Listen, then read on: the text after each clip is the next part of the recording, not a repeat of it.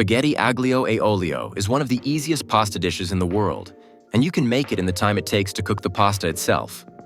To start, pour water into a pot and add a generous amount of salt. As for the spaghetti, I'd advise you to choose a higher quality one, because it truly makes a difference.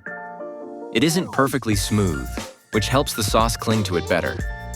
And of course, you can taste the difference too. Drop it into the water, and let's get to the garlic. 2 larger cloves will do. Slice them into thin pieces. Pour a substantial amount of olive oil into a pan and toss in the garlic. Let it sizzle gently over low heat.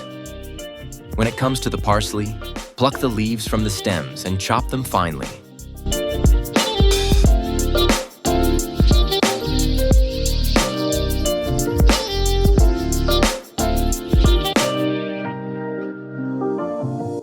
Add red chili pepper flakes to the garlic. I recommend peperoncino. Once the pasta is perfectly al dente, transfer it straight from the pot to the pan and add a little of the pasta cooking water.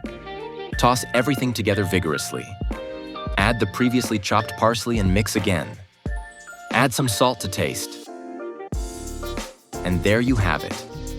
Spaghetti Aglio e Olio is ready. Of course, you can add more garlic, chili, or parsley if you like. Your kitchen, your rules. That's it for today, folks. Don't forget to give it a thumbs up, drop a comment, and I'll see you next time. Bye.